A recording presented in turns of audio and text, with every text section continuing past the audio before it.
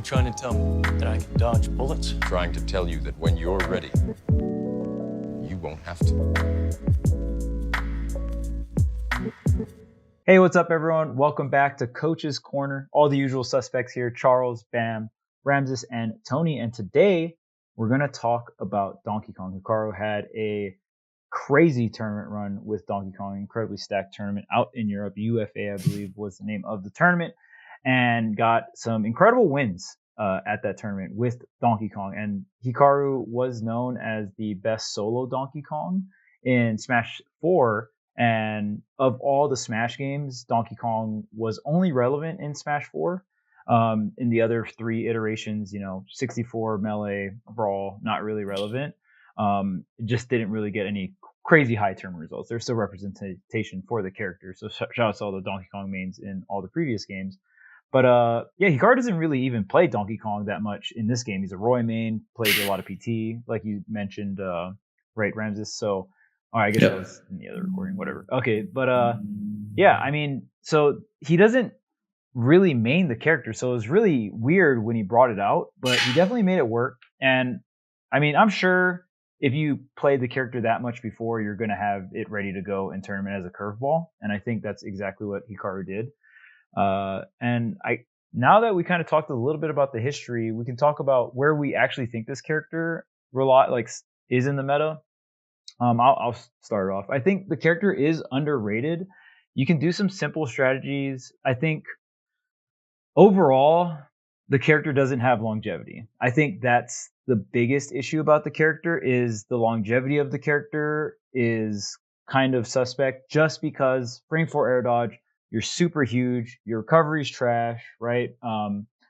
You don't really, you have great advantage state, you have great corner pressure, but when it's flipped on you, it sucks, right? And SDI being capped out in this game doesn't help Donkey Kong at all, right? So I do think that there are certain matchups where Donkey Kong can be used in, and I think it's tough to solo main. If you solo main, you're going to have to get a lot of bracket luck.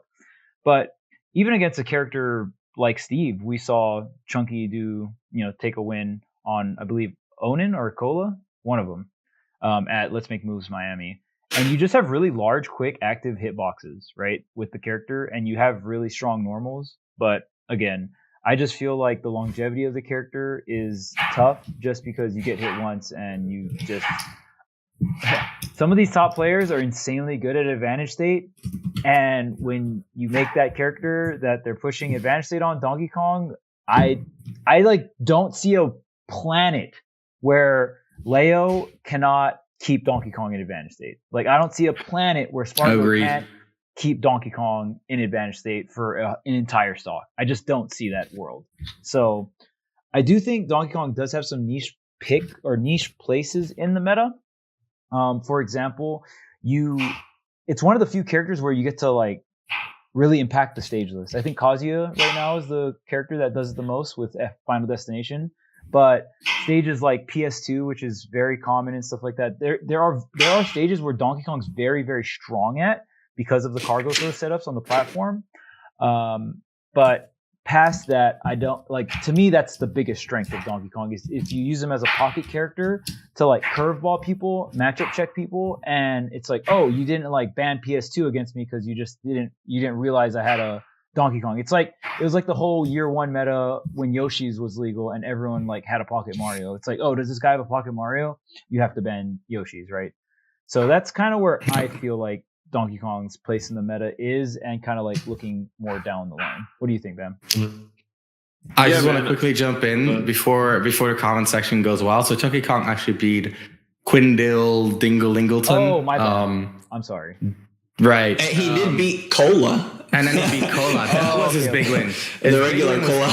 Yeah, normal Cola. Okay, so it makes sense that you were confused between Aquila and Steve and Cola.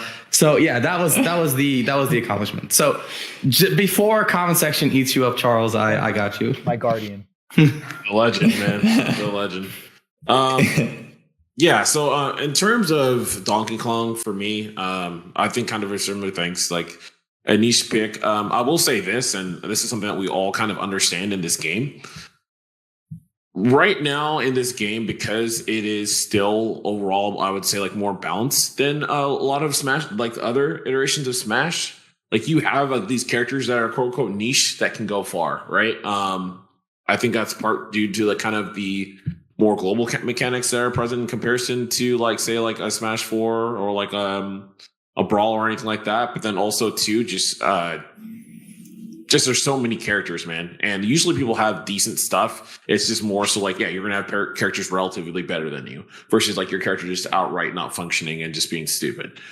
Donkey Kong, yeah, advantage state is really strong in this game. People continue to get better at it.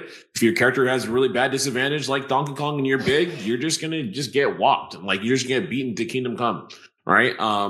Recovering in this game too is like most characters still have solid recoveries, but you can do more edge guarding in this game, I'd say, than in comparison to like a Smash 4. And Donkey Kong's one of those characters, though, like you can just get edge guarded to death, right? Like this character really shouldn't, like if you're playing this game correctly, right? And if you're a character with a disjoint, which is like, newsflash, like the majority of the cast, like it's very easy to just slap this guy around and he really can't do much, right? Character still has like in fact, you got the punch. You got the combos from the grabs that you're talking about on platform, so he does affect things in that capacity. He has his great disjoint, right? His traditional, just amazing disjoint with its down tilt, this F tilt, up tilt, so you can box with a lot of these characters, right? Very simple game plan. You can just focus on the character, your opponent's character, and go from there. You don't have to do anything exquisite. You're probably not dropping anything from Donkey Kong. It's just very easy. All your mentality is solely focused on assessing your opponent and going from there. But I think it's just more credit to Hikaru playing extremely well and kind of where this game is getting at. I do love seeing that more players are just really understanding the, like, okay, how can I avoid my weakness? How do I get around these kind of disadvantaged spaces? And at the same token, like just continue to lock someone up and I only want to play my game. I don't want to play your game, right? I think that something we've talked about a bit before with like Light and kind of his evolution of Fox, and where he's got himself in the point where he understood pick and choose like his spots, so to speak, like where to be. And a lot of people with their mastery in this game are getting better at that point here. And I think that's why you can see some of these characters come out more often and then do something amazing. But yeah, character itself, the character is not that great, has some standard tools. Relatively, there's much, much better characters. Characters should not recover, in my opinion, at all. Like every drop, like waft or like dare or anything that I saw going in from Gluttony or like anyone else who's playing MT, you name it, like was very disheartening because but again, people don't play against this character a lot, so it's understandable. And that's one of the crazy things about Ultimate. You can have these characters kind of make a resurgence simply because on the informational level, it's just not ready and apparent because you're too busy focused on the meta characters. So a lot of characters, off meta characters, get time to thrive in Ultimate. That's just the nature of the beast. When you have such a huge roster with a lot of characters who like relatively aren't like just terrible. You're not going to be warmed up. Every single top player is not going to be warmed up for all 89 matchups, or is it crazy? Right? Imagine that. Imagine that. The worst part is when you have experience, but the experience is not accurate. It's like, yeah, I played DKs before, and then you play Hikaru as DK, and it's like, oh, my edge guard ideas don't work out, right? Actually, no, yeah. and I think that's something that Hikaru really managed to abuse in his sets, especially against Gluttony, where we saw Gluttony go off stage for these recoveries, and DK, he does his up B, he spins, and there's literally like an eye in the storm, right? Like if you hit him from above and you avoid the arms, there's a blind spot, he cannot hit you. You just down air him with Wario and he dies because Wario down air is really strong. Turns out if Hikaru adjusts his drift just a little bit, he actually hits you with the arms, and now you're off stage and Hikaru's recovering. And we saw that a lot. We saw that a lot in these sets, and I think it's one of those things. We were talking about this just a second ago before recording. It's one of those things where in a best of 5, it can really screw you over because you drop a single Gimp at like, let's say 70, and Hikaru lives, gets you off stage. And now not only do you have to get past a ledge trap, you have to get past corner pressure as well. And then some more stage related pressure as well, right? So there's always multiple layers of disadvantage. And then, Hikaru gets his neutral B charge. He hits you with a back air, you're off stage. There's so many things to keep in mind. And I think, to Hikaru's credit, like his advantage state was insane. I was talking about this before. I said it's almost MK Leo-esque, right? Where he has a very solid ledge trap. Makes it very hard for you to reversal, partially because of the range, right? Because he stands at roll distance. You cannot roll behind him anymore. Now, if you do a normal get up or a jump, he's still in range to harass you because DK's range is just insane. Like Ben said, his disjoints, his normals, they're great. So he ledge traps you. And then if you do make it into the corner, now you're still getting pressured by him. And then he pressures that corner safely. And even if you make it out, he gets another layer of pressure. So there's always 3 layers of pressure every single corner situation. And you see this from every single player at the top of the meta. You see it from MK Leo, you see it from Spargo, you see it from Tweak. All the good players, they always set up these 3 layers. Ledge trap, corner pressure, positional pressure. 1, 2, 3, 1, 2, 3. And the thing about DK is that if he's right, well, you kind of die, right? And especially in the corner, yes, you do accept the normal getup. We saw in a lot of situations, Hikaru would dash up and then just like shield. And if the opponent spot dodged, then he would just, grab them. And now you're getting grabbed in the corner. You're at like 90. He's probably going to kill you, if not gimp you. So Hikaru's advantage, absolutely immaculate. And like Charles said, that is not enough. We know that Hikaru, he's not a solo DK player. He's a Roy main. He played PT before as well, right? So he's been looking for a non-DK character to bring him all the way. But for UFA, the stars aligned quite literally. Something that I think is really interesting that Bam briefly touched upon is the idea of the fact that in the current phase in the meta, we have more of an idea of strengths and weaknesses, which allow characters like DK to shine. So Pac-Man, we talked about Pac-Man like 2 weeks ago, and we talked about how T is a very knowledge check heavy player. He loves to knowledge check you. Well, Hikaru went in there and he aced the test, right? He got every knowledge check right. He actually did super well. He did super well against Pac-Man. And I commentated UFA. It was an awesome experience. And to me, T versus Hikaru, that was the set of the tournament. It was insane how Hikaru basically won that set. He threw super hard twice. But for all intents and purposes, he beat T. And it's because he knew so much about the character. And I think that is something that we're seeing with other characters as well as of late, where characters with poor neutral or other weaknesses, they still get around because they understand the opponent so much that they can avoid their strong points and abuse their weak points. And well, yes, that can be done both ways, right? The fact that it can be done both ways is a huge advantage over what we used to have, right? Before, if you saw a Mifra against DK, well, Mifra would just jump in there, or Paulo would just jump in there. And what does DK do? Nowadays, you do a jump in there with Paulo. DK is like, well, I can stay grounded because Paulo struggles against ground pressure. And then he dashes back and whiff punishes you just like that. A lot of the counterplay has been developed, especially for the better characters. And we see this with other characters as well. Like, for example, Falco, right? Falco has really bad neutral. Shotos, we see more and more Shotos. Riddle's doing really well with Kazuya. All these characters, they have no neutral. But if they know what the opponent wants to do, if they know what the opponent's strengths and weaknesses are, they can always play around it. And through that, find their insane reward. And by getting closer to that core RPS, right? The underlying RPS that you're always playing, you even the playing field in a lot of ways. You remove a lot of the obfuscation, and through that, you can play in a neutral even though your character doesn't, like, quote unquote, have the tools to do so. And like Bam said, a lot of that is because system mechanics in this game are just a lot better, right? Movement is a lot better for everyone. Shielding, I don't know if shield grabbing is better, but like shielding is a lot more of a well-balanced tool in this game, partially due to how projectiles work, partially due to having parries instead of power shields. So like so many things that have changed that allow everyone to play. And DK, I think DK and Kazuya in a lot of ways as well. Kazuya is a lot more extreme. They're examples of like, you don't need the best neutral character. That said, I do want to say these players have insane neutrals. That's why it works. If you see Larry succeed with Falco, if you see Riddle succeed with Kazuya, if you see Hikaru or Chunky Kong succeed with DK, it's not because they have shitty neutrals and their punish game is cracked. It's because their fundamentals are so good that on a fundamental level, like you cannot outplay them as easily. And that is what a lot of these like neutral characters do, is that like they like say like, oh, well, you know, you don't have fundies. Okay, you just press Mifra there. You're in. You threaten Mifra dash tech, right? Here's your neutral. And that works. That patches up a lot of weaknesses, but not against these players. So that's what I think. I think what these characters do is they let people who have the insane fundamentals shine by rewarding them more for the fundamentals. And I think that's a healthy place for a metagame to go, honestly. So I think that Donkey Kong is a very misunderstood character on a couple different respects. Misunderstood. So is he not the leader of the bunch, Tony?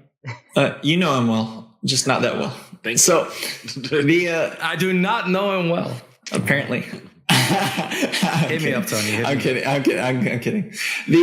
So the first thing is that a lot of Donkey Kong's matchups aren't what people tend to think they are.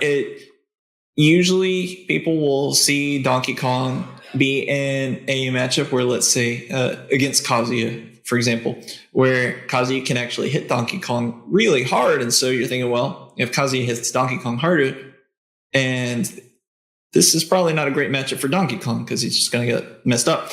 However, that matchup is pretty close to even if you actually ask the Kazuya Donkey Kong players. And part of the reason is because Donkey Kong has some very powerful advantage tools. Once he gets the hit, he just doesn't really have the ways to force the hit. And then he also has one of the best burst tools in the game in his dash attack, which so the way dash attack works is it's basically plus if he hits you with the last frame because of the way shields work in this game. So he usually gets to take 2 turns, so to speak, if he hits you, except people tend to just think, oh, somebody just dash attacked my shield.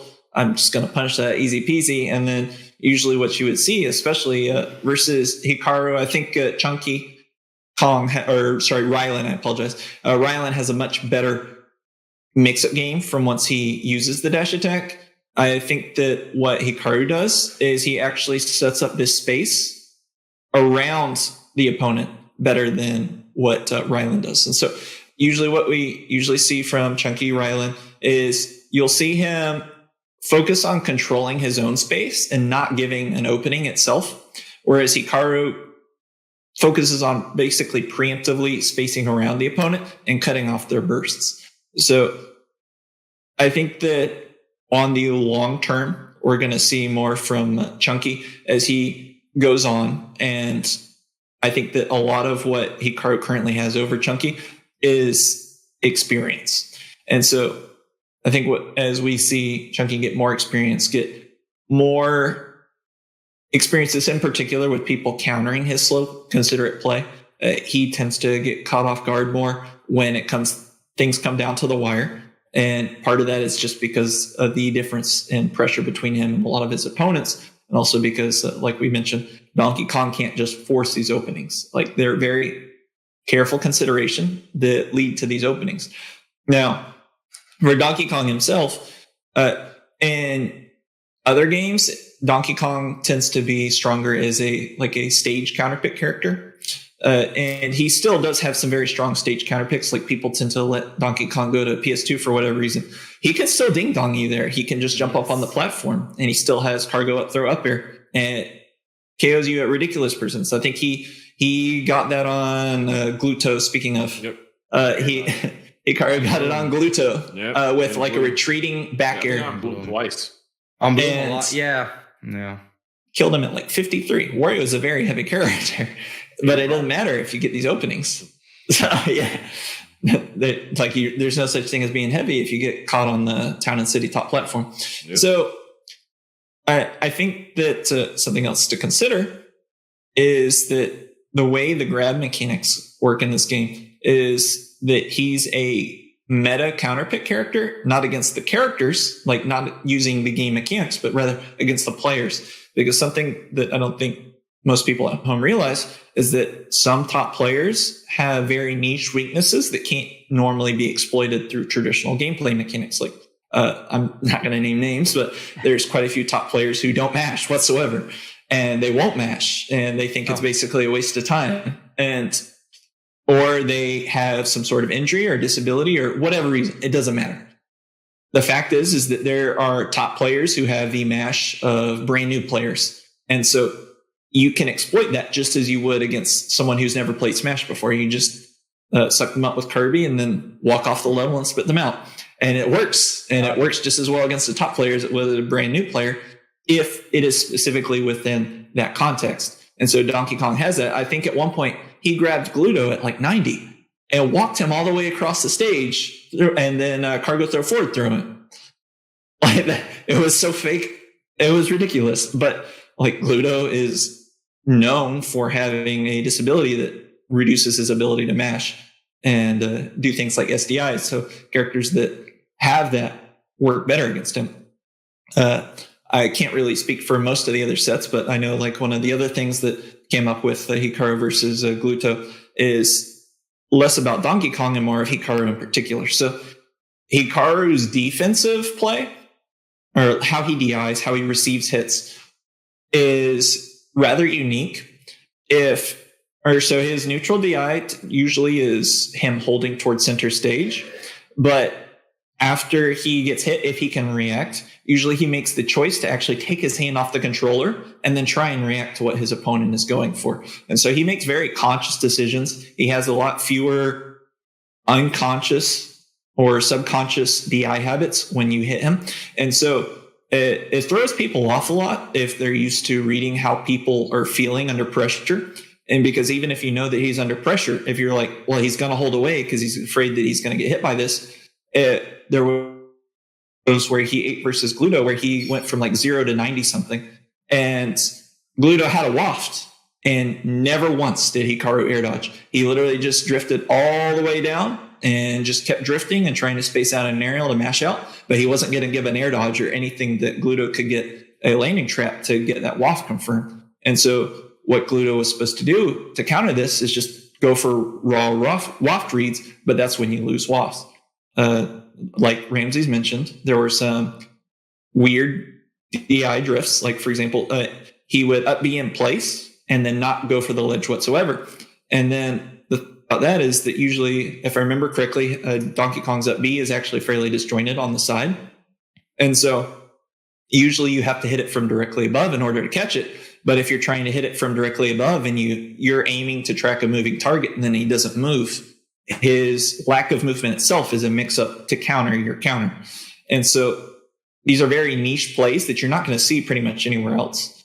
And you actually see in the run-back set in Losers, you can see where Gluto starts calling this out more with his he would counter it by using that time to not challenge the up B whatsoever. And then because he's delaying the up B, there's a little bit of extra vertical height. And so usually he wouldn't auto snap to the ledge. And so you can see Gluto kind of waiting that out and then counter hit forwards, tilting it to kind of set up an easy 2-frame window, since he would also just like call out a backer. He'd be like, oh, if you go forward, I can downer you. But if you wait a little bit longer, that gives me time to back air. And even though the sides are disjointed, he would just like, either hit or trade, which is really good. So it's a 50-50 in essence, but it's a 50-50 that's entirely controlled by Gluto, because the worst case scenario is that Gluto gets back to the stage, gets a 2-frame attempt, and gets the ledge trap if it goes wrong. So like I mentioned, it's like, yes, they are mix-ups, but they're also like mix-ups where you can probably cover all options to a pretty large degree. Not like 100%, but it's just a knowledge check at the end of the day. Because I think, like Charles said, the longevity of these types of mix-ups is questionable at best. Right. Well, so I'm entirely on the same board, and we can kind of see that through the counter adaptation. So don't get me wrong. It's not that he doesn't have further mix-ups to you countering these and then responding to them. Because we actually did see Hikaru come back in their, I believe it was Loser's final set, and he actually came back and then counter adapted and almost reversed 3-0 Gluto. And so it's not that he's not done. It's just that his counter to it was to swap to basically standard DK habits. And then Gluto was so caught up in playing around Hikaru habits that he made himself vulnerable to standard DK. And so the problem is that I'm with you guys where I think that's kind of where Donkey Kong is limited. So here's the thing, though. Are you even supposed to prepare for Donkey Kong entering a tournament when there's not even a handful of Donkey Kongs on the planet who are going to be relevant at a high level? So like if somebody tells me, hey, Chunky Kong's in my bracket, unless they have prepared for every other player in that bracket, I'll just say, listen, if you get matchup checked, that's fine. Just accept it. It was random bracket chance. It happens. Just let it go, move on. It's probably never going to happen again in the rest of your career in Ultimate. So unless the Donkey Kong suddenly have a massive breakout where we're seeing them in top 8s and not making rare appearances in top 32s, then that makes them a less relevant meta choice. And so if they're not a consistent meta relevant choice, then there's no sense in preparing for it. And that time is going to detract you from preparing for more standard characters like Europe's Olimar problem. So like the time you spend on Donkey Kong or the Sonic problem or yes. Yeah. The list goes on. No, I agree. I think the thing about DK is like he is still like smash enough that you can prepare for a character like that. Because I feel like the way you play against DK is very similar to like it's an amalgamation of other characters where like the neutral you can compare to like something like Ridley to some degree, right? Like long disjointed tilts, ground-based gameplay. And then like the disadvantage you can compare to something like Bowser. And then when you're in the corner, you can compare to something like, I don't know, again, like Ridley or maybe Para, right? Like it's not one-to-one, but I think a lot of it is very fundamental. And I think as the meta progresses, we're going to see more matchups defined by like the few tools that separate the character from the norm. And I think if you look at it from that perspective, it is very possible to prepare for DK well enough to beat a DK if you also are, like a little bit better as a player, right? Which is basically where you want to be, where you can win if you're better as a player. So something like Gluto Hikaru, like if Gluto was ready for the unique aspects of DK more, I think he would have had it in the bag because, I don't think this is a controversial opinion, but I think Gluto is a better player than Hikaru, as in like just player skill. So yeah, I think, and also for like the people watching, I think it's a really, really good practice to not look at every matchup as like a standalone thing, but to identify what patterns arise due to the tools and to be ready for the patterns rather than the individual tools. And then for the tools that don't fit any pre-established patterns, like a Giant's Punch, like maybe DK's weird drift mix-ups off stage, if you can identify, like you only need to research those specific tools that don't fall within established patterns. And then you'll be ready enough to be able to take on most matchups, except for the ones that fall entirely out of patterns, like a Pac-Man or a Sonic or a Min-Min, right? Yeah, and I think I kind of agree with both sides of the coin. I think I lean more towards Tony's side, and my mentality about it is like, if you spend too much time trying to prepare for a Donkey Kong, one, are you going to try and find a Donkey Kong that like does all of the niche things that Hikaru or Chunky do with like the delayed up B and stuff like that? I think those kinds of things is you can kind of go into the tournament and just be like, okay. And I mean, this is my main mentality when I'm at a tournament coaching a player, because most of your coaching should be done pre-tournament, right? But then there's like the oh shit, like, I mean, for an example, I remember when I got first picked up by TSM, and like the first tournament I coached Leffen at was main stage, and he had to go up against Dakpo, and I had to like give him the Diddy rundown, and I didn't go like too in depth. I was like, okay, Banana's transcendent in this game, and I gave him like 3 or 4 points that was like, these are the things that you will get gimmicked by. Just out neutral him, and like these 4 things, just don't get gimmicked by them. Went down the list, because you don't want to give a player too much last minute, right? Like right before they go in, you honestly want to give them like 1 or 2. I know Leffen's like intake of information and like how skilled he is as a player, I could give him a little bit more, but even then I didn't give him that much, right?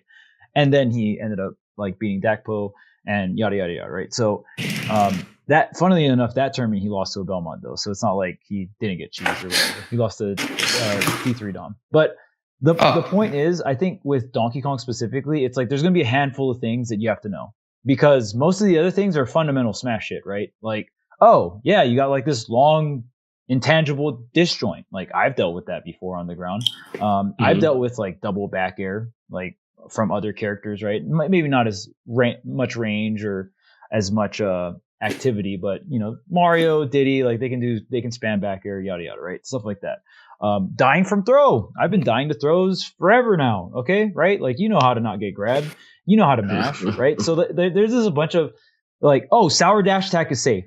Giant punch is safe. Right? Like there's all these like weird bullshit things that you'll like get reversal from. And I think the main thing when you're fighting a character like Donkey Kong And there's a lot of characters like this where they have high return opens. So they either have crazy combo game or their advantage state is very high return, right? And Donkey Kong, that when we mentioned Gluto not getting the edge guard and getting put off stage, it might not seem like a big deal, but that's like the whole point of why this character sucks, right? Like that never happens. Like if you're experienced versus Donkey Kong, you will, like Ramses was talking about earlier, like the general mentality is like, oh, I jump back and I do this, but then I end up back on stage, and if I miss, I get a ledge trap, right? Like I either hit the edge guard or I get the ledge trap. There's no like planet, there's no universe I get reversal here. Whereas when you're going against some other top tier characters, that like to play like that is much harder, right?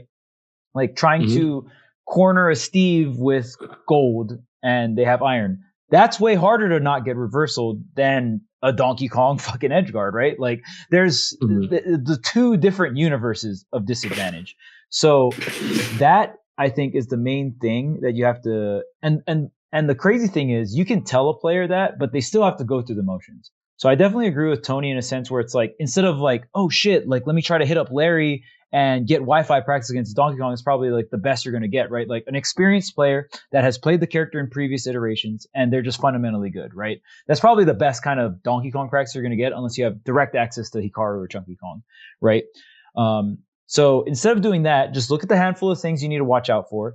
You're going to go into the match. You'll probably get gimmicked by them. You probably, because you haven't gone through the motions, right? It's one thing to tell a player something, but then they also have to go through the motions and be like, oh, okay, like I've experienced this. Like I've expected to experience it. Now I'm experiencing it.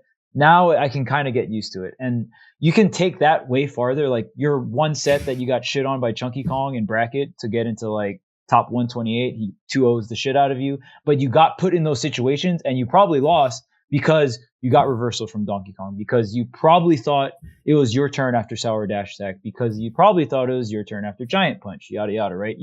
And then from there, you can just be like, okay, well, next time I just need to do X, Y, and Z safer. I've been through the experience, and then that it might not even happen ever again, right? But in terms of time management, because you got to realize too, a lot of people that play Smash, maybe like the top 20 to 50-ish people, I want to say even like top 10 to 25-ish spend all day playing Smash.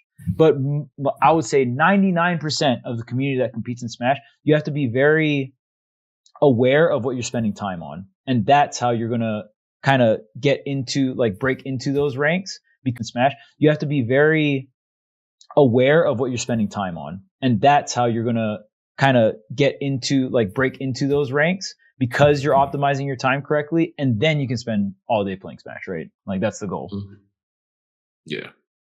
No, absolutely. True. And yeah, it's funny because, it's a veteran character. He's got a few new tools that probably take some people by surprise here and there, but they're, it's not expansive list. It's like 2 or 3, type thing.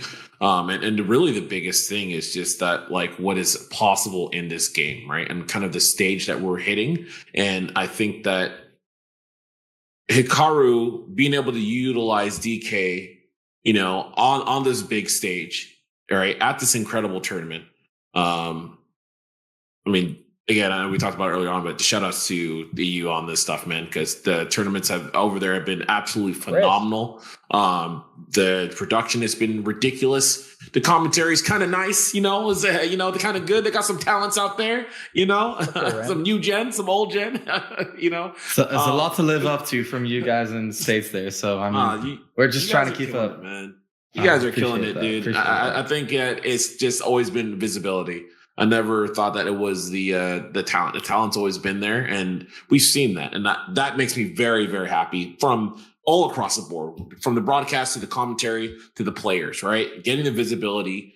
But everyone back in the day, we all know the stupid clown stuff about penguins and all that nonsense, right? And then, like, here we are now where it's like when people get to actually go and play for a bit. Wow, shocker. These guys are actually good. And they just needed to play some like other top players for a bit. Imagine that. What a revelation, So it's just all across the board, man. So you guys are absolutely killing it. I hope that prompts more people to continue to watch, continue to support, because we need that. And honestly, if I'm going to be completely frank, and yes, I know this is kind of a little bit of a tangent, but I think in the States we need that because a lot of times we are so focused on our own crap and nonsense, and people are just very short-sighted. And I think that when people can see this and expand and be like, look, here's a scene, right? I'm sure there's always ups and downs in every scene, of course, but you're seeing a scene that from outside looking in looks far more united than the States would ever look. And the kind of like the caliber of tournaments we're seeing right now and now it seems to become more and more consistent has been absolutely phenomenal. Right. So that hopefully will get, some of us over here, tournament organizers and, broadcasters and people like that can get their shit together. But, rant over, going back into like the meta we're talking about again, I think it's really cool, man. It's really just awesome to see that people have been able to take these characters at their baseline now and like really just have a greater mastery of the overall game, and be able to have a character like DK just kind of pop up, right? And I feel like we're seeing more and more now people who have been able to push these characters forward because we've reached that stage of understanding of Smash Ultimate where these things can be possible. Is it the long-term viable strat for these characters? No, these characters are not going to be the top of the top, right? DK is not like going to become a meta pick anytime soon, but off meta, it will be a thing in a game where you have so many, like you have expansive list and you have enough global mechanics that can assist characters enough, the players enough to be able to do what they need to do, regardless of what their inherent toolkit is with their characters. So I think that was really, really awesome to see. I thought it was hilarious seeing Hikaru just like point at the camera, man. Like he got an air dodge, cargo up throw, up air, and he goes in the camera. He's like, no. Air dodge. And then it happens again. He's just counting it off. He's like, that's true. Like, I love that, man. He's such an entertainer. He really is an entertainer, man. And I even dropped that in the old Brawl meme. He is entertainer. Oh my God. Yeah. I said it on commentary. No one noticed, I'm sure. But in my heart, I was like, this is a meme from back in 2009, you infidels. Yeah, you fools. Don't you understand my genius? This is the culture. For context, I know no one in the comments is going to get this. In Brawl, there was a video of Sakurai playing against casuals in a tournament, and he was playing Ganondorf and he was doing some wacky shit, and the caster was like, he is entertainer, and I was like, if that cast, it's like 12 years ago, I need to say that on commentary, and here we are at UFA. No, yeah, Hikaru was great. Something that I think is also talking about like meta, like Dan said, something that I think is super interesting is that like Hikaru shows time and time again, and we've talked about it so often in the podcast, the importance of mid-range in this game. And DK has some insane mid-range tools. And to Tony's credit, I think something that is very important to mention is kind of like the anti-meta nature of a lot of what DK does. Not just talking about like if people master or not, but like how many characters in Ultimate really have a strong grab? And I mean like an actually strong grab, because like Joker has a good grab, one of the best dash grabs in the game. But then Joker down throw forward airs you and you're like, well, I mean, sure. Or up throw up airs you're in the air, sure. They are very few and far between. I think Pikachu is the one that really comes to mind.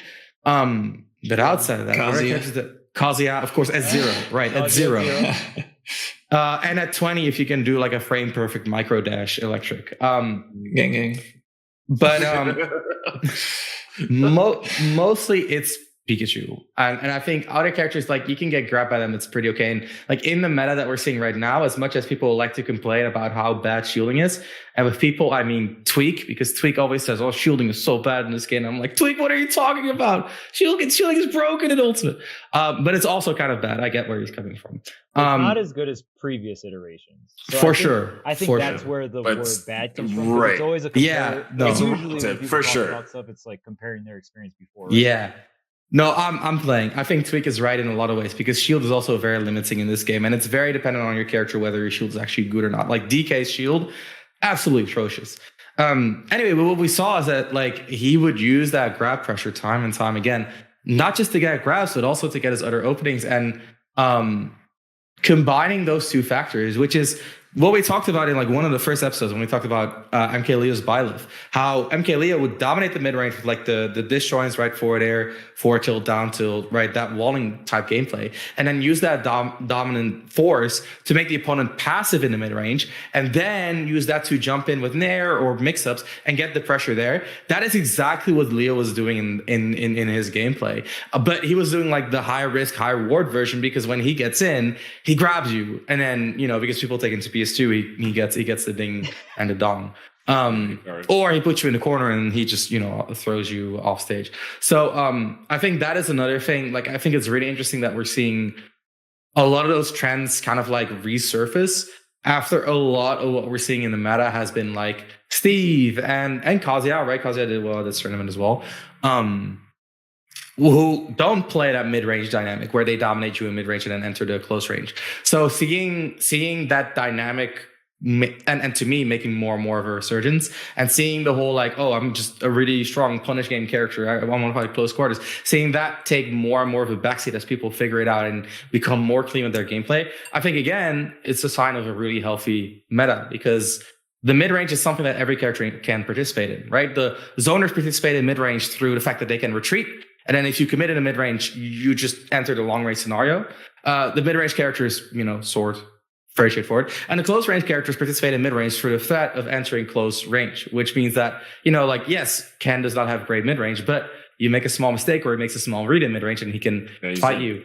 Yeah, so that, I think that is, honestly, to me, if you were to tell me, okay, so what is the essence of Smash Ultimate? I would say it's creating good situations through mid-range outplays. And seeing that return after a bit of dooming about Steve and Kazuya, which by no means is gone, right? Let's not be pretentious. It's still there.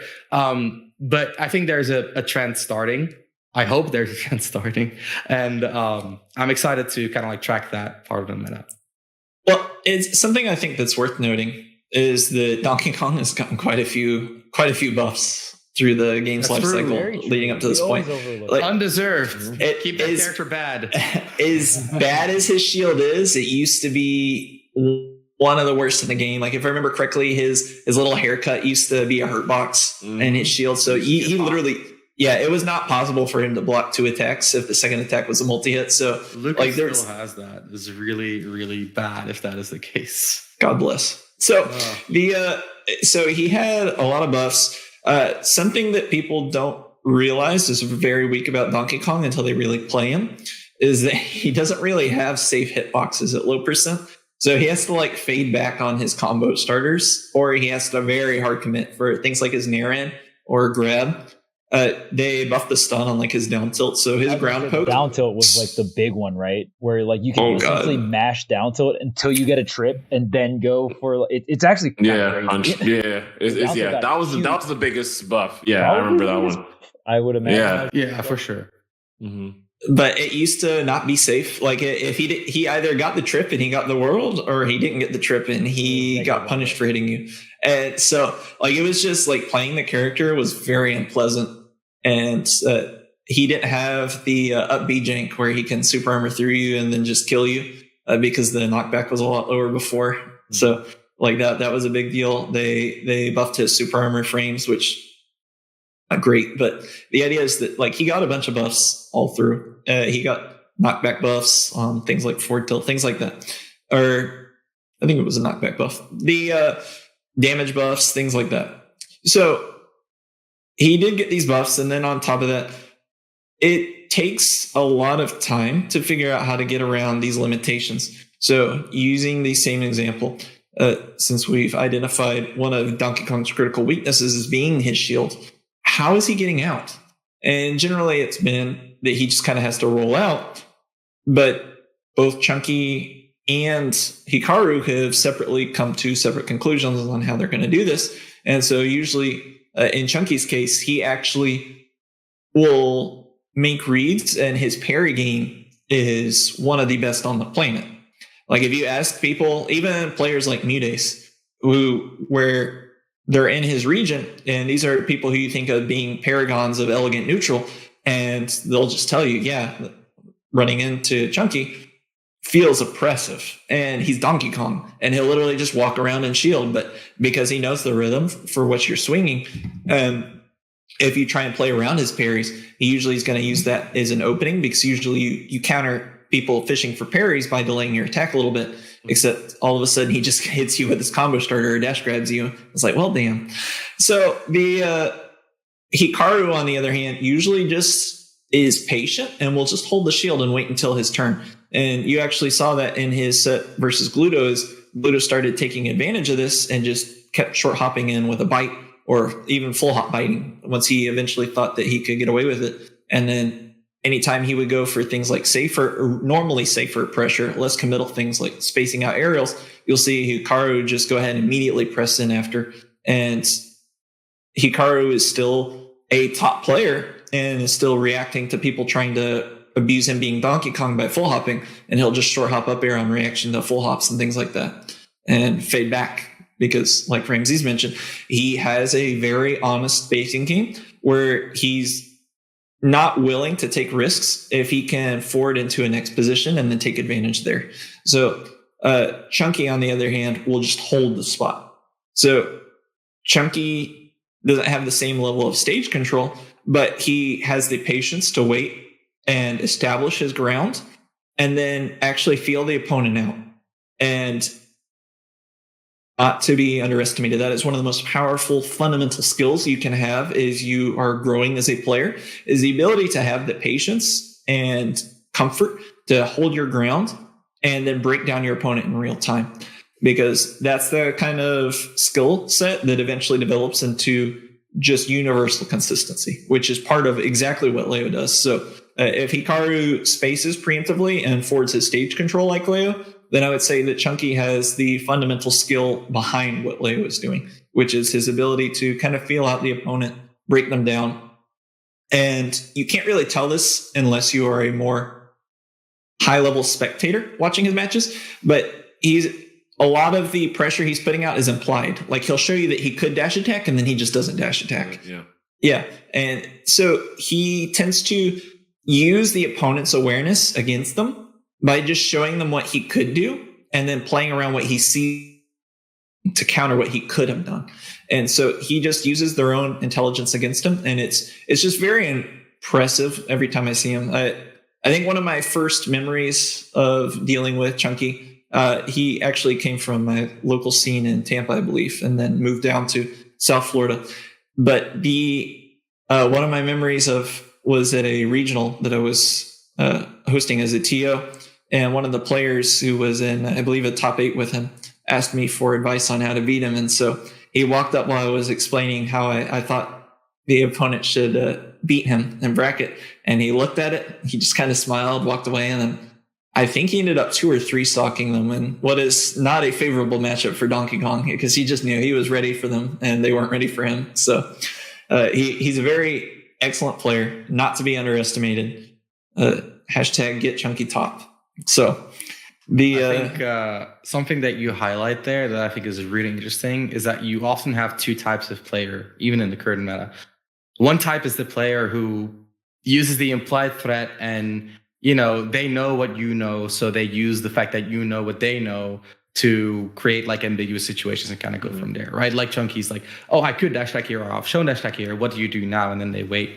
And then you have players like Hikaru who just interact as much as possible and like in good situations, right? But they focus on interacting because that gives them more concrete information. Whereas if you're using implied threat, like they could jump away, roll away, dash away, start aggressing, blah, blah. Whereas if you just like run up and shield with Donkey Kong, there's either they do something that you can grab or they don't, right? So like, I think that's like really a cool highlight between these 2 players. That Chunky is more like, implied threat. I'm going to play it methodically, slow, gather safe information. Whereas Hikaru is more like, I gather very useful information and I will use it to destroy you. Which I think, we see from top players as well, right? Where MK Leo also much more like implied threat, trying to see what you do and then react to it.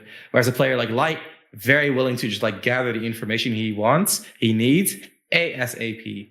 And I think they're both viable approaches. So that's really cool.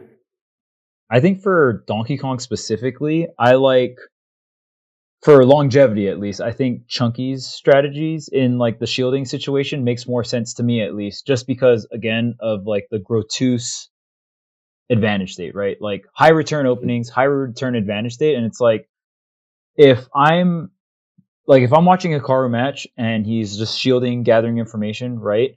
There's no, I feel like there's less fear in a sense where like the shield is, I don't have to respect shield as much. I have to respect Chunky Kong's shield more because he goes for parries, right? And parries are guaranteed openings, whereas shield, like holding shield is like, oh, like did you fuck up, or are you gonna try to like overextend and read what I do out of the shield afterwards after you like ticked it once or twice? Right, I feel like you're kind of putting the ball in your opponent's court if you hold shield, and you're like, okay, let's test your offense. Like, let's see what you got, right? Whereas the parry is like, oh, your offense is coming at me. Like, oh, I read it, so the ball is now in my court. Like, I'm taking that shot.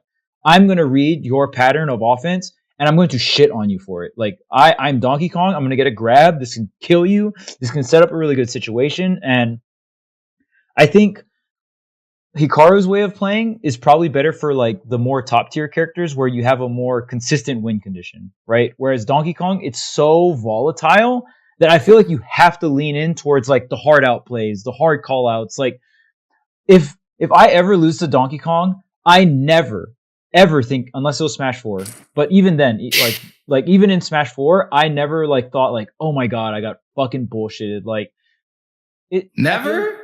Well, because I played Smash 4 DK? Okay, well, yeah, fair. So I definitely shouldn't. Fair enough. There's important nuance. It's important nuance. Very, very important thing to add in there. Yes. I played Fox in Smash 4. Very so key. Like one of his worst matchups. So like I could not relate to that statement. I was like, But in Ultimate- you never felt. In Ultimate, I there's agree. no fucking way anyone that knows about the game like loses to a Donkey Kong is like, man, You get mad. No I way. swear No I world. outplayed you though. Like I outplayed Yeah, you. no world. Like no. No world. If Donkey Kong beat you, you got outplayed like You hold that. like Yes. by multiple Yeah. degrees. You know what I'm saying? Yes. Not just by 1 degree. Like crank it up a couple notches. You know what I mean? Like, and I think Chunky's mentality in terms of like, because a parry is more of a hard commitment option out of shield than, you know, like a standard grab or something like that. So like even just in that scenario, I don't know if Chunky does it for a lot of other scenarios where it's like higher risk and stuff like that, but especially with the parry situation and comparing those two, like how they like operate in those situations, I can tell that Chunky is like ride or die Donkey Kong. And I don't know how long Chunky has been maining Donkey Kong, but ever since I watched Chunky, he's been playing Donkey Kong. He's still He's about that life. maining bro. Donkey Kong, right? Yeah. You can tell Hikaru is more like, okay, well, you know, I'm a fundamentally good player that can play Donkey Kong really well.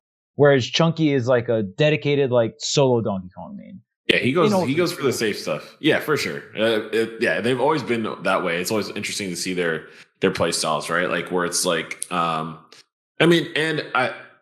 course, you're gonna just get the big highs and lows when you're playing like Chunky, right? Because it's like you get that hard read and you go home and you're a hero, or you miss it and you get bopped, right? Where like Hikaru is more like, I'm gonna play this slow place, like I'm gonna sit back, you know, and like kind of just standard coverage of options, you know, and have that like less variance there. But hey, you know what? It's gonna be more consistent for me in the long term, I believe. So I'm just gonna let it rock. But it is always fascinating to see players like Chunky Kong like come out and really kind of lean into it. And I think that this game does give that more mileage to that than before, which is really nice to see.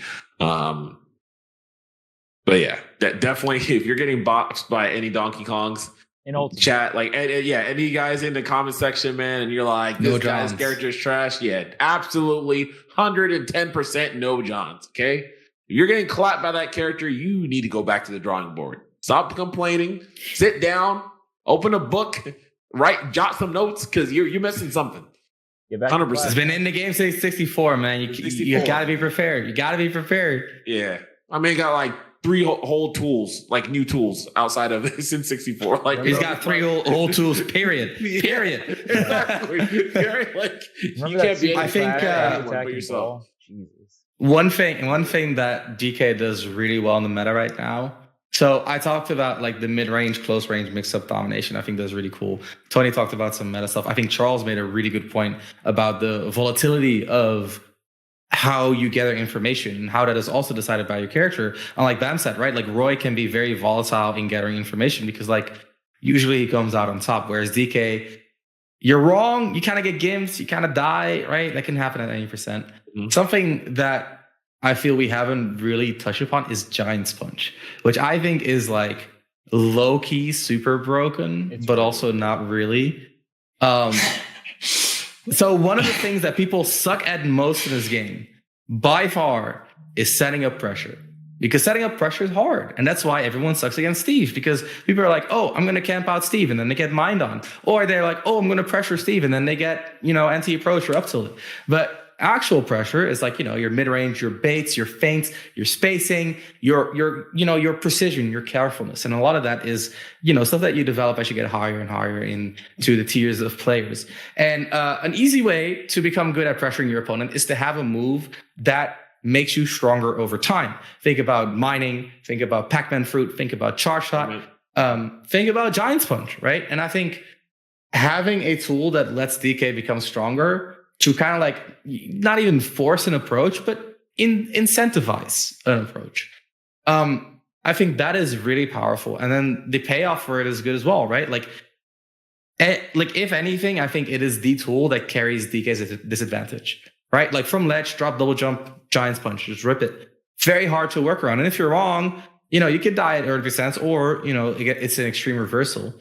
And it like kind of like other super armor tools, it just denies reversals, which is in this game especially. That's a huge part of what makes the game frustrating. Like, right, going back to that precision thing, it's hard to be precise enough to give your opponent a disadvantage for a long time, especially if you're playing against like Roy, who's doing like fast fall nair at a disadvantage, and you're like, well, that's 2 swings, and he's fast falling, and he has a sword, and he could drift, and like good luck not getting reversal. Well, Giant's Punch, super armor through, and if you're right, you're right.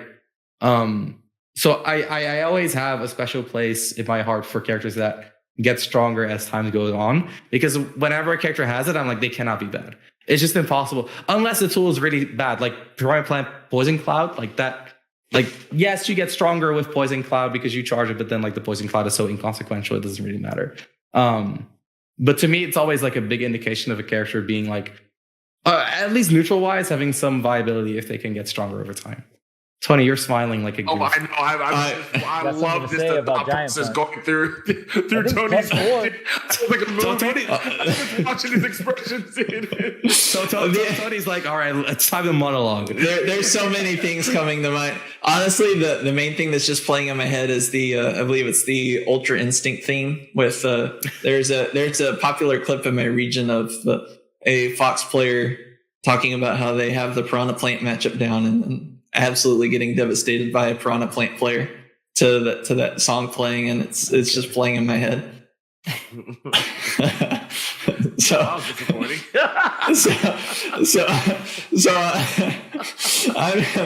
I'm sorry. I was wanting to not bring it off topic there, but yeah, I'm also just. It's worth noting for chat. Some context is that during Smash 4, most of my interaction with Twitter was me posting clips of me playing Smash 4 Donkey Kong against much better players who would just be absolutely dominating me in either advantage or neutral for a minute or two at a time, and then me touch of deathing them in weird and cheesy ways. And that was just most of what I interacted with, was me just posting Sheik Sucks clips, things like that.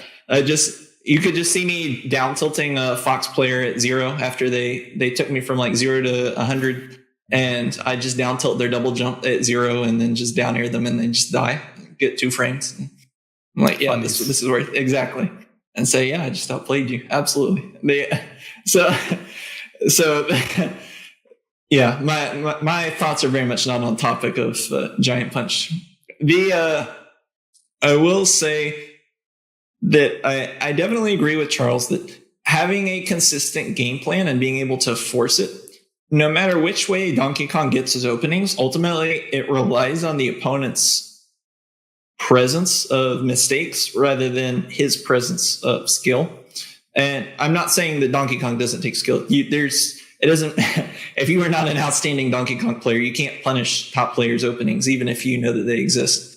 Like the windows are usually very small. He just doesn't force mistakes the way that other characters can. Exactly. Right. Yeah.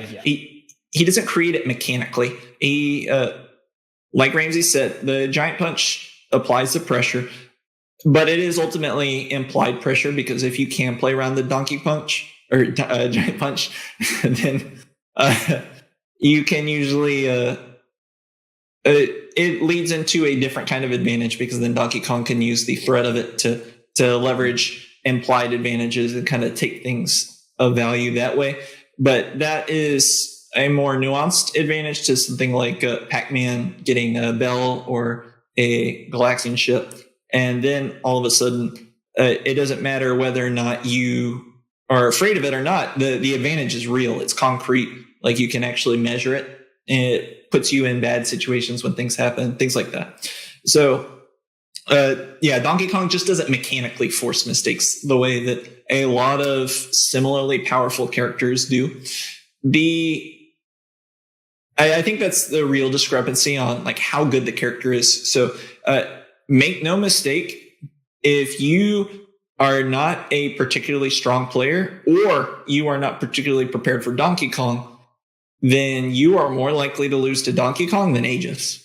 Like, I'm going to keep it a buck with you. Yeah. Like, it doesn't matter how bad or good Donkey Kong is. If he is leveraging your lack of skill against you, then it matters what play skill and what matchup familiarity the opponent is coming in with, which means he is always going to be an inconsistent character, because what he's going to run into in bracket is going to determine how well he does in bracket. So there is entirely reasonable brackets that can come up where Donkey Kong can, and I wouldn't even be surprised if he does win a major at some point. The issue is how consistently he's going to do it, and odds of that are very low. So, like, Hikaru did not just suddenly have a breakout tournament. Like, he usually gets through most of his tournaments with Roy, and he got through most of UFA with Roy, and then he suddenly realized how bad top European players are against Donkey Kong, and so NT. Well, to be fair, he and T have matchup history, I'm pretty sure. To be fair, T is the best European player now, so yes, that's fair. Number one in Europe. Europe is claiming T. Yeah, why not? He's at their monthlies. Europe. Oh, He really? claimed Europe. Oh, snap! All right, let's go. Dude, he's the number one player in Europe. He won more majors in Europe than Gluttony did, I think. Oh my god. T's like power up region is Europe, and then Proto's power up region is NA. Like, let's go. But then they don't always win in Japan, which is pretty fun. Yeah. One sidebar I will say, I've been loving the Japan Europe kind of dynamic Connection. Yeah, because it usually yeah. feels like in just the history of Smash, it's like, how connected are you to North America will be how, like, because North America had all the relevant tournaments, right? Like, even in previous iterations of Smash, or maybe early Ultimate as well and stuff like that. Like, but now it's cool to see the different international regions interacting outside of NA with each other, right? Like, oh, okay, like Japan and Europe. All right, cool. Like, Japanese players came out to Europe. Like, let's see how these two different regions interact with each other. Maybe sprinkle in some American players, but not necessarily need it. And it's cool to see that. I really enjoy it. And Mexico and Europe too. MK Leo and Siski have their little bromance going on. Oh, absolute bromance. Ramin went to Mexico for like a month. He's going there for another month later this year. That's so yeah, it's awesome. I'm happy, honestly. I think it's cool that people are exchanging culture outside of the US. Not because I don't like the US, but because it's like there's a difference to meeting a Japanese player in Europe than meeting a Japanese player in the US, right? Like, for a European. So that's cool. Yeah, it's super dope. And honestly, I just hope that it just the bond just strengthen, because like between Europe and America as well, because like right now we're seeing more of a spotlight on Europe. We're seeing the production of the events, people shouting out the commentators, shouting out the players, shouting out the production. And I think that just opens a lot of doors, and I hope that those doors will will be utilized by both sides, especially with more events on the East Coast as well, which is a lot more accessible for Europe. I think in Smash 4, we were low-key kind of fucked by 2GG doing all the good tournaments. Because the circuit stuff was on. Sorry. No, I went to Fire and Saga. I had the time of my life. I love the tournaments. It's just like 18 hours of flying. Like that fucking sucks. Whereas like New York, I can get there in like 6 hours, maybe a little bit longer. So I'm trying to incite Europeans to go to US events more. Like let's make move series in Tri-State all really cool. And I hope that the French organizers especially will keep inviting the Japanese players over because they're honestly awesome. And T has been working on his English. We told him ego jozu, which means your English is good, but then like not really. It sounds really mean, but that's what they say to people who speak Japanese, like kind of well. And then Hikaru's English is actually pretty good. He was very nice. We talked before his matches, and he was like, "Yeah, dude, I actually think DK beats Bayo," and we were like, "Ha, that's so funny." And then he beat. So yeah, huge shout outs to every community. Like the more we stick together, the more awesome Smash gets, right? Yeah. So what do you actually think of that matchup? I think Bayo probably destroys DK, like on the low. Because like, how do you grab Bayo if she plays it smart? She's just gonna like side B and then end on a platform. And sure, you can punish it, but you're not gonna grab her at 50. And then you don't take him to PS2, which is like it's a good idea. And then he's off stage and he has to a B, and you have this neat little thing called Witch Time, as well as this neat little thing called Witch Twist, as well as back air, as well as down air, as well. Anyway, point being, I know Bloom. Yeah, Bloom just struggles a little bit with heavyweights. He also had a game 5 against Bowser earlier on in the tournament. Go Jesta, a French Bowser. So like that's the flip side, is that Bayo can struggle to kill if you don't get the games. But I feel like against DK especially, you should get the games. You should be able to get. Right. To be fair, that matchup pops up a lot in Japan for whatever reason. So that I see so many different clips of that matchup happening. Honestly, I feel like amazing. If Hikaru feels it's winning, there's probably a reason for it. That's all.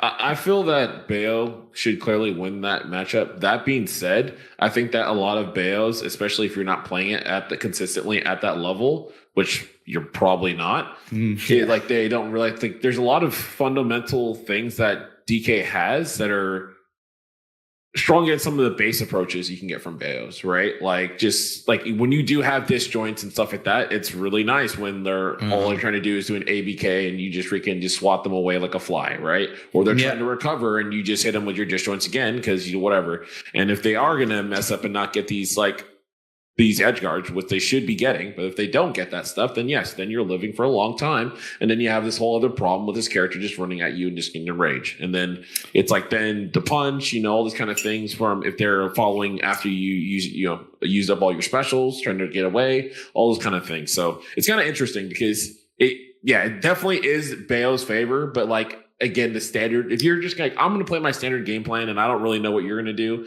then you're probably going to get hit by some moves that are kind of simple counters in DK's toolkit for it, and all of a sudden you're like, wait, this was a lot harder than I thought. The margins are slim because Bayo's just so light, and she is just as a character, like she's designed to be weak against grabs, which is why I think I'm going to be European here. I'm sorry, guys. I think Bayo's a good character. I think Bayo's a really good character in the current meta. I think she does well against a lot of the meta characters. She has really good strong grounded play. She can dismantle other neutrals. Bayo supporter. Okay, let's get it. She has burst range. She has good recovery. The issue is, like, again, right? Like, she's weak to grabs. Most characters, like you said, don't have amazing grabs. What does DK have? One of the best grabs in the game, right? And like you said yourself, right? Some of the things that are a little bit less common is that, like, for example, we saw Hikaru use like the down angle forward tilt to like just 2-frame people. Yep. And Bayo, especially like in this iteration, she's weak to 2 frames. Yes. That up B, like you can two frame that. You can beat that. Like the hitbox is not that big anymore. That side B, same deal. If she doesn't space it perfectly, she bounces off. And if she bounces off, she dies. We saw that before. So she's going to space it from a very predictable point, which means that you cannot react to the side B, but you can react to the spacing of the side B and then throw out a forward tilt. And like, so like there's a lot of like tools still. And that's like the thing about Bale. Like she will never be broken because like there's just too much like counterplay on the safety table, valves. Right? Exactly. And that's also why, like, yes, Bayo probably wins, but it's like, you know, like it's mostly the offstage game that makes her win. And if you're dealing with a player that mixes up in ways that you're not used to, and you don't want to take the risk because you don't want to get reversaled, then DK probably wins. Honestly, probably wins. And that's what we saw at UFA.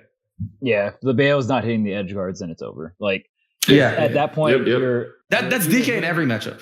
Right. Like if you don't hit edge guards against DK and you let the max rage DK get back onto stage, it's just like, oh, you're fucked. You know what I mean? That's you're like, fucked. That is the general principle of heavies. I always felt like this, and maybe not across the board of all heavies, but I always felt like heavies are an advantage state check. Like how good's your combo game? How good's your advantage state? Like, right?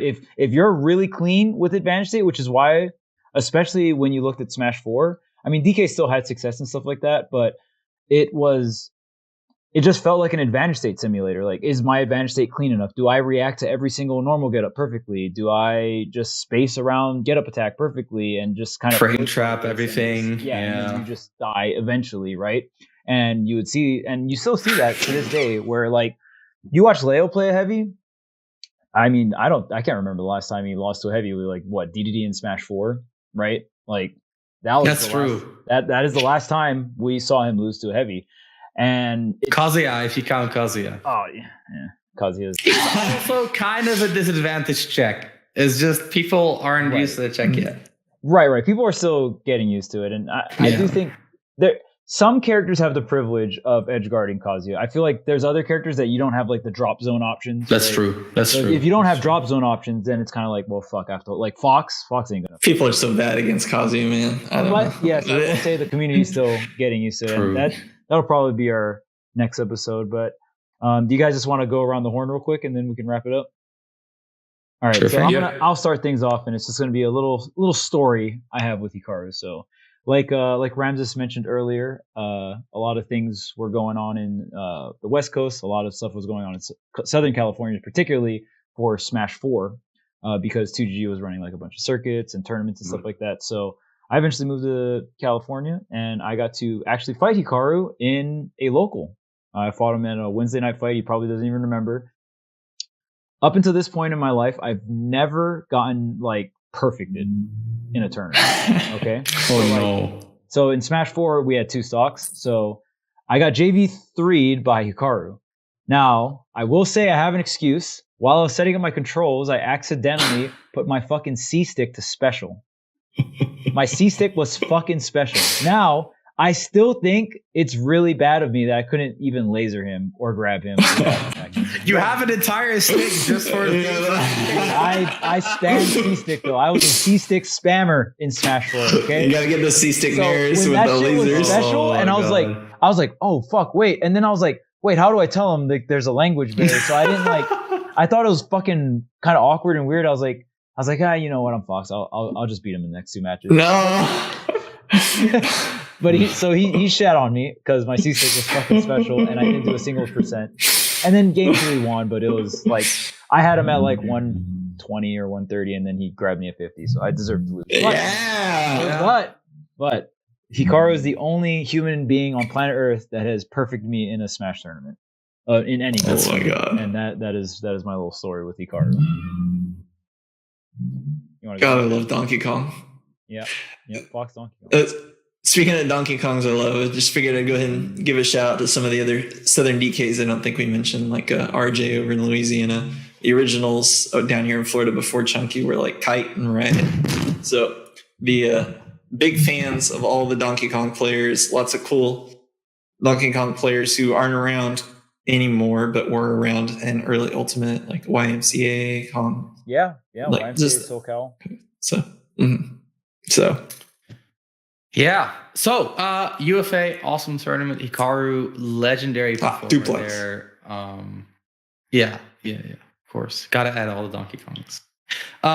Yeah, I think the character's booty, character's ass. You cannot play a character with that bad of a recovery in tournament. That's just how it is. Like the only character who can really get away with that is like Aegis, and then like Aegis has like probably like 2 times better recovery than DK does.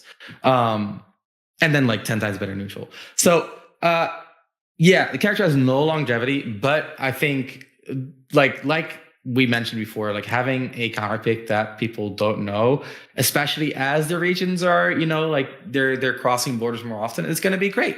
And we see it from players from every region. Like whenever Siski goes to America, I'm like, you guys don't know how to play against Samus. That's just how it is. Character, like the game has 90 matchups. You're not going to find a representative at the level of these top level players. And that doesn't mean that these players are like somehow worse. It just means that they put time into a character and they're getting rewarded for it. That's good. That's a good thing. I'm a fan. But I'm even more of a fan of the Hikaru Roy. His Roy is really good. So I would love to see him. Next time he's in Europe, I'd love to see the Roy, actually. I'm sorry, guys. I know everyone wants more DK. I want to see the Roy. I'm a meta fiend. I want to see more. I want to see them be ruthless. I want to see them side people at 60 and KO them. Gluto put that thing to bed. Okay, but that's Gluto. That's Gluto. Gluto against Roy is kind of unfair. Anyway, point being, I think we said everything there is to say about DK. I think the character has a lot of interesting nuance. And if there's anything to take away from UFA, is that Hikaru is very fundamentally sound and very in touch with the meta. So if you like, his DK was not cheese. Well, I mean, it wasn't pure cheese. But I really do recommend studying and understanding like how did he make the DK work? Because what you'll learn is not things that are specific to DK. You'll learn a lot of fundamental skills that you need with any character. It's just that DK, he highlights, he accentuates these fundamental skills because his reward is so big. So yeah, definitely something worth watching, and especially Hikaru versus T. Hikaru versus such a good set. I love that set. And especially if you're struggling with Pac-Man, I think it's a masterclass on beating Pac-Man. Absolutely. Also, I'm just going to go ahead and say I learned my lesson from the Sora video. Donkey Kong is sleeper, high tier, definitely a top tier character if they don't mash or know the matchup. Or breathe or touch their controller. I didn't say that. Or gimp Donkey Kong. Don't put those words in my mouth. No, those are my words. UFA commentators' words. No, I'm just kidding. Any last words, Bam? Man, I just think it's again. I actually like DK. I love seeing heavies in games like thrive at some capacity. Doesn't happen nearly enough, so take those small wins here and there. I think that Hikaru was. I know. I'm sorry, Ramses. I'm sorry. Dude.